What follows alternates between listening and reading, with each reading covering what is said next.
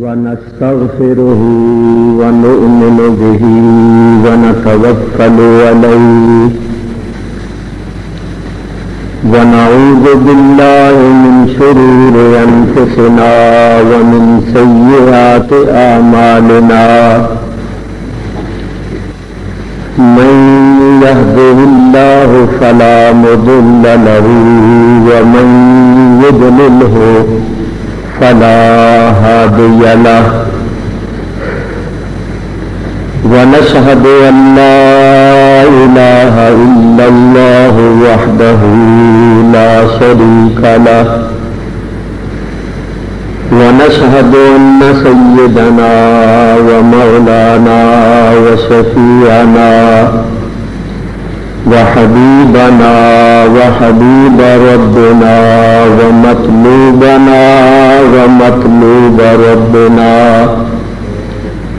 ومقصودنا ومقصود ربنا ومحبوبنا ومحبوب ربنا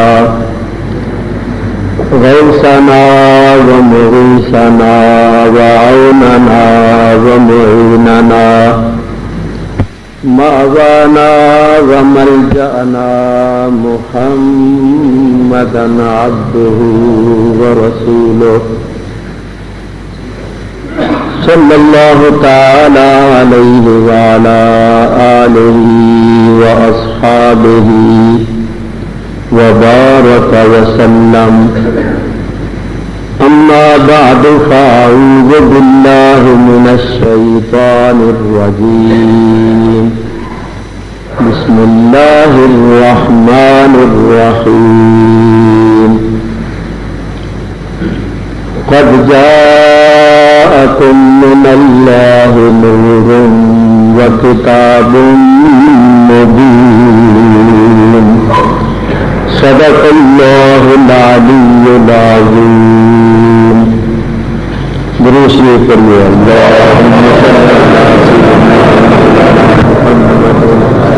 معدن الجود والكرم وآله وبارك وسلم الصلاة والسلام عليك يا رسول الله الصلاة والسلام عليك يا حبيب الله الصلاة والسلام عليك يا رحمة للعالمين وعلى آلك وأصحابك يا شفيع المذنبين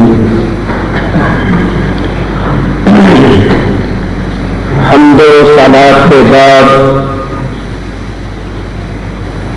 آپ حضرات کو معلوم ہے کہ یہ مہینہ ہے ربیع الاول شریف کا. اس ماہ مبارکہ میں ہمارے آقا و مولا نبیوں کے سردار دو جہان کے مالک و مختار احمد مجتبیٰ حضرت محمد مصطفیٰ صلی اللہ تعالی علیہ وسلم کی ولادت باسعادت ہوئی. یہ مہینہ بڑا مبارک مہینہ ہے. اس مہینے میں دنیا بھر کے مسلمان حضور علیہ الصلوۃ والسلام کی ولادت باسعادت کی خوشی میں جلسے کرتے ہیں, جلوس نکالتے ہیں. حضور علیہ الصلوۃ والسلام کی ولادت شریفہ کا ذکر سنتے اور سناتے ہیں. حضور کی سیرت و صورت اور فضائل و کمالات, آپ کی تعلیمات اور ہدایات کا ذکر سن کر اپنے دلوں کو شاد اور مسرور کرتے ہیں.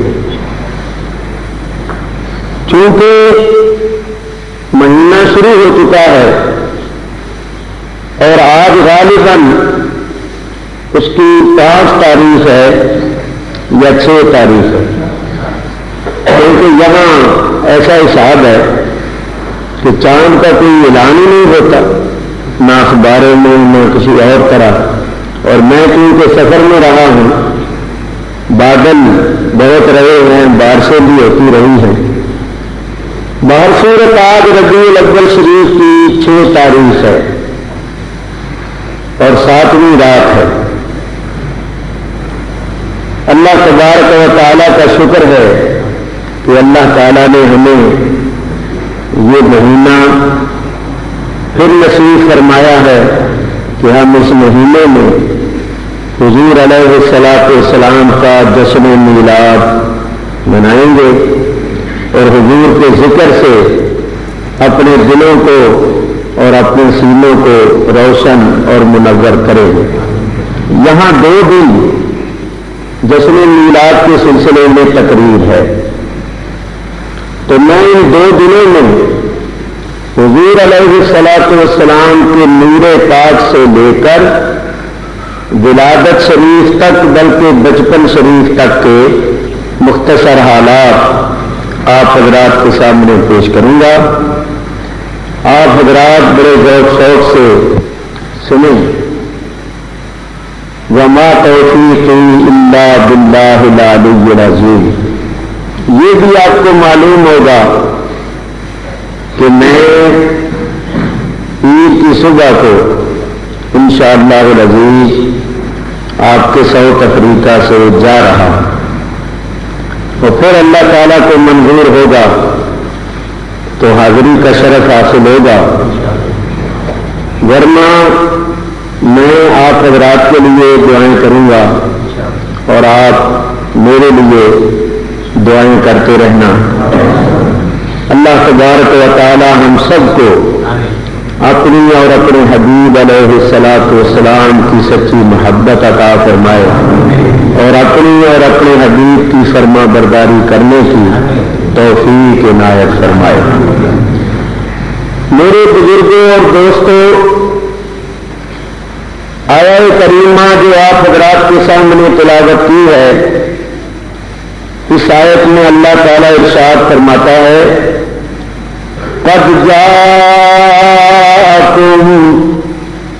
بے شک آ گیا تمہارے پاس، من اللہ، اللہ کی طرف سے، نور و کتاب مبین، ایک نور اور ایک روشن کتاب۔ یہ ہے آیت کریمہ کا لفظی ترجمہ۔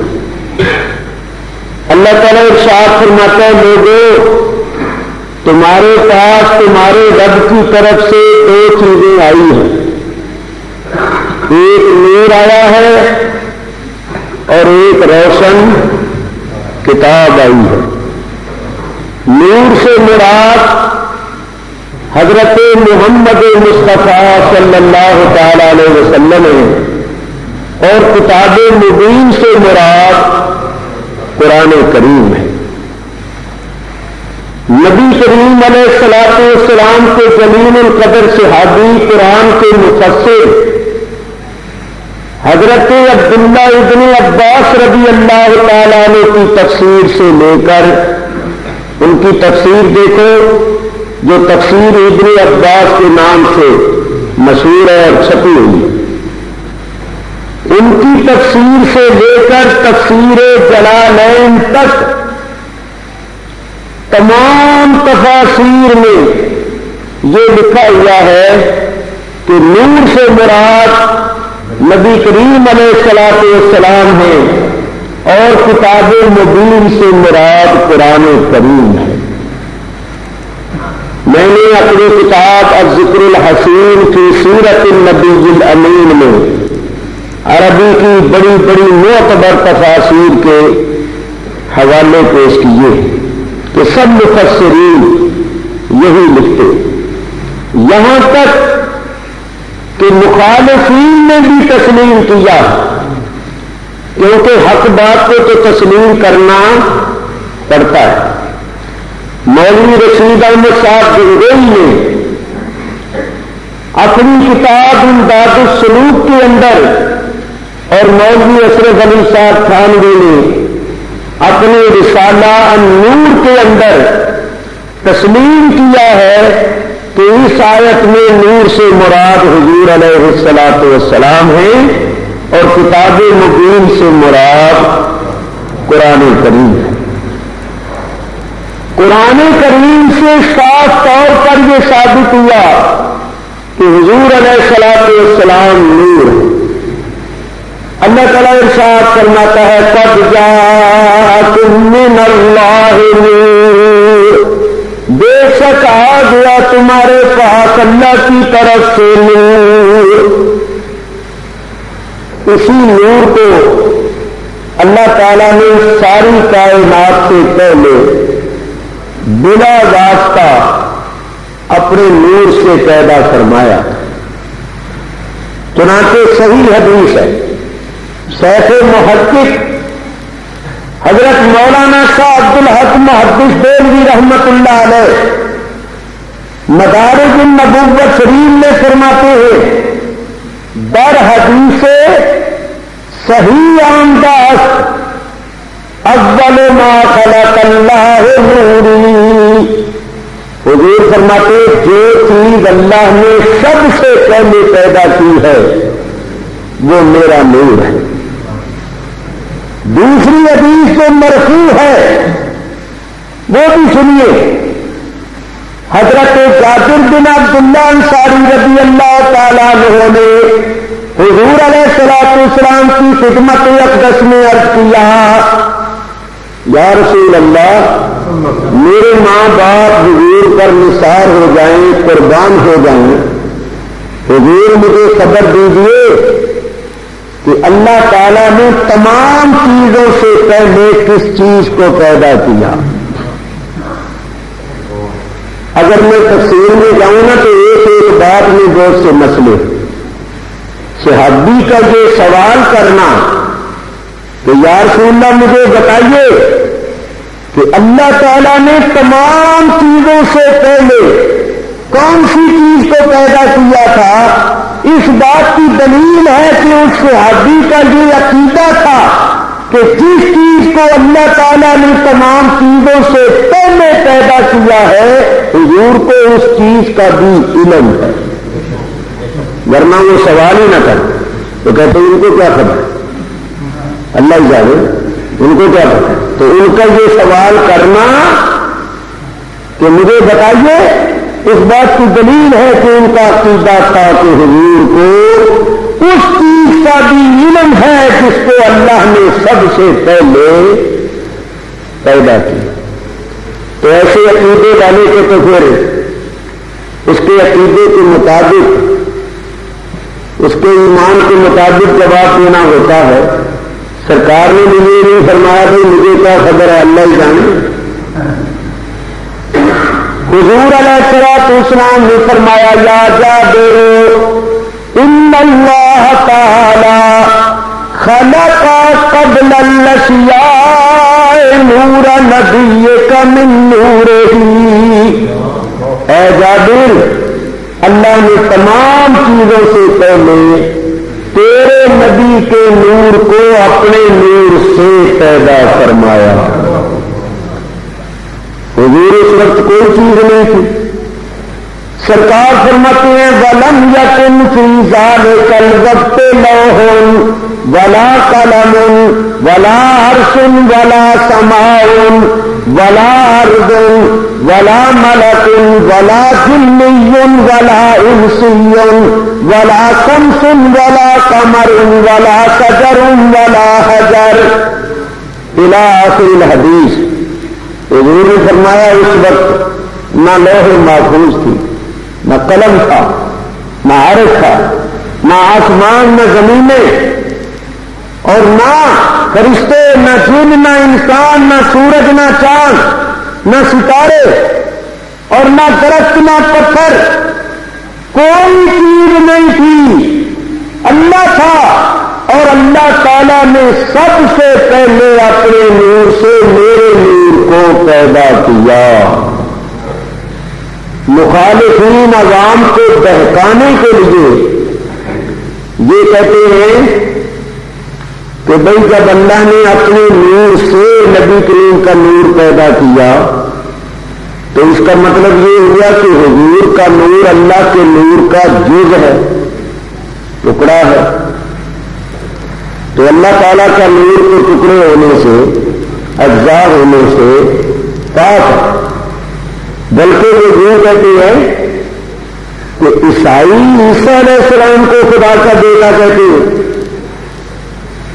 اور بیٹا بھی باپ سے ہوتا ہے، باپ کا جز ہوتا ہے.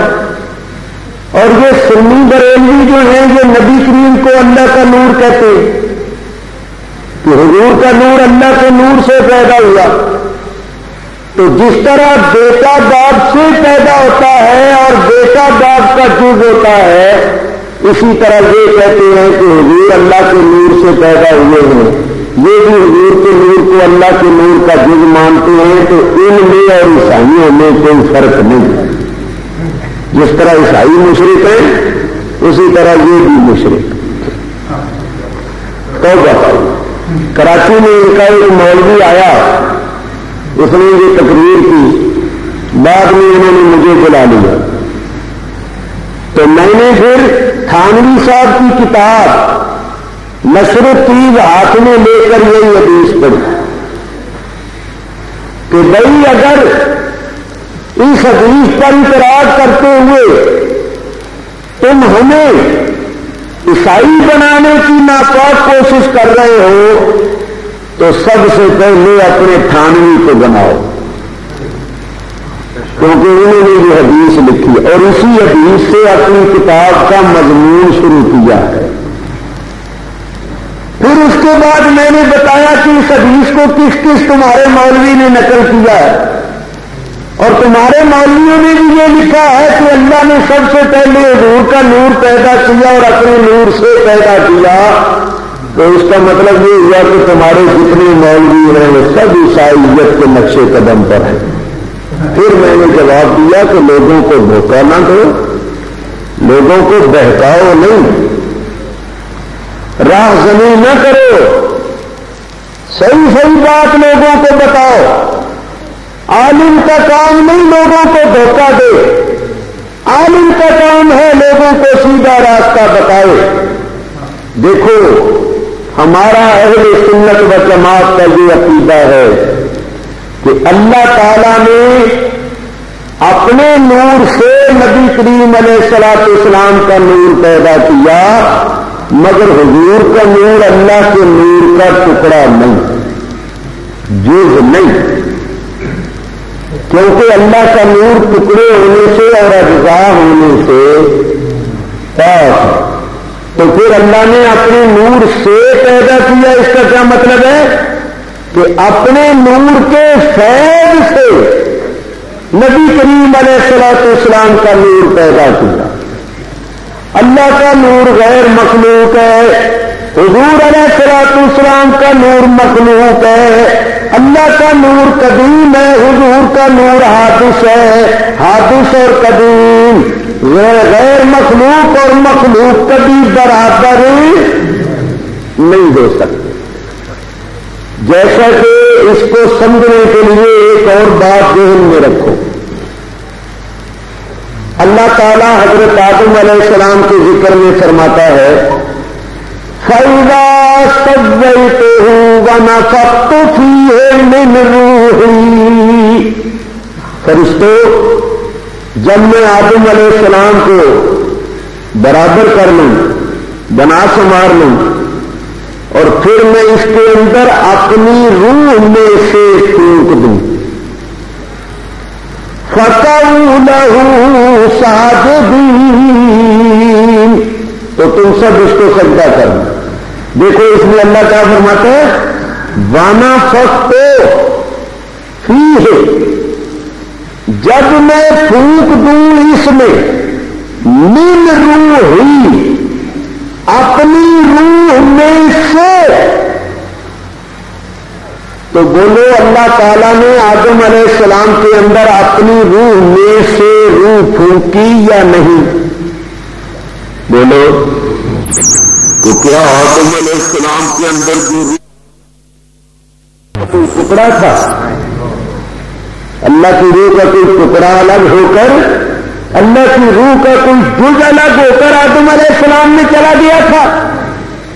جس طرح اللہ کا نور ٹکڑے ہونے سے پاک ہے، نور اجزا ہونے سے پاک ہے، اسی طرح اللہ تعالیٰ کی روح بھی ٹکڑے ہونے اور اجزا ہونے سے پاک ہے۔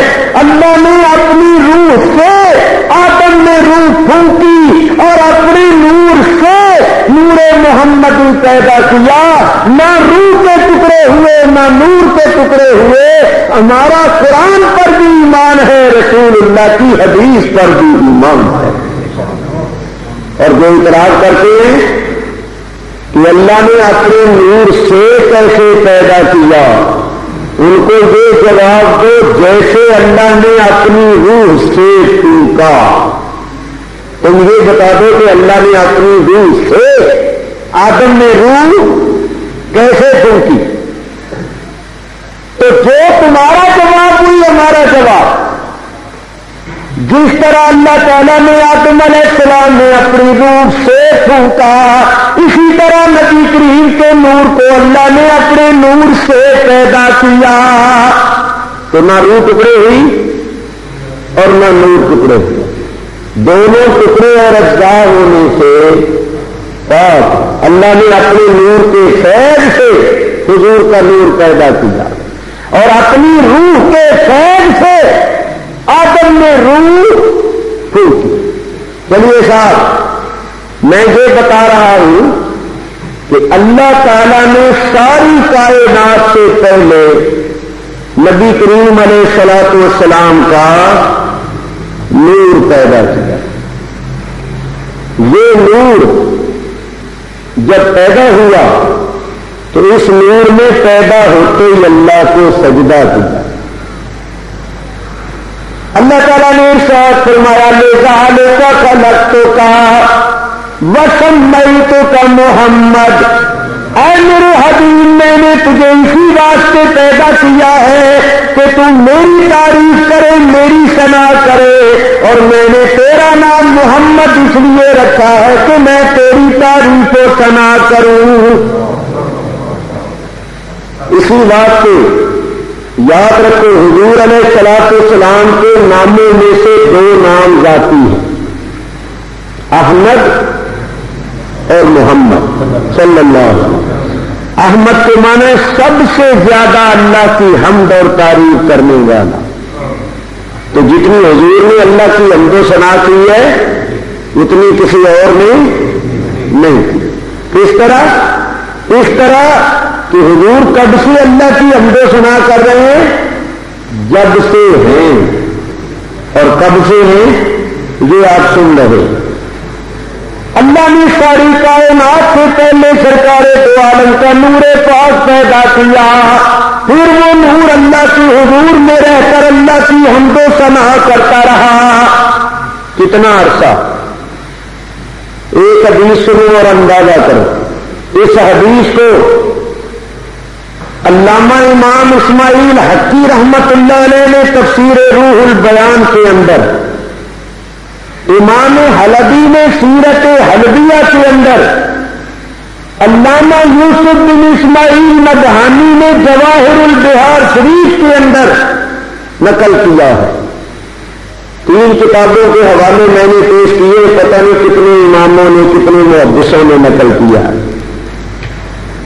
ایک دن نبی کریم علیہ الصلوۃ والسلام نے حضرت جبریل امین سے فرمایا، یا جبریل کم عمر ہو؟ جبریل تیری عمر کتنی؟ جبریل امین نے کہا یا رسول اللہ میری عمر بہت زیادہ ہے۔ کتنی؟ جبریل نے کہا حضور میں بتاتا ہوں اور آپ حساب لگائیے۔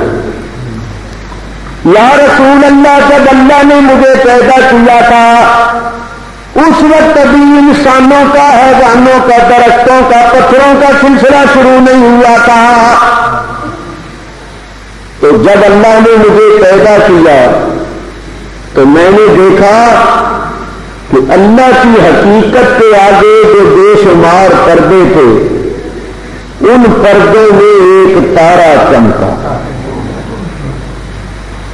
ان پردوں میں ایک تارا چمکا اور وہ چھپ گیا.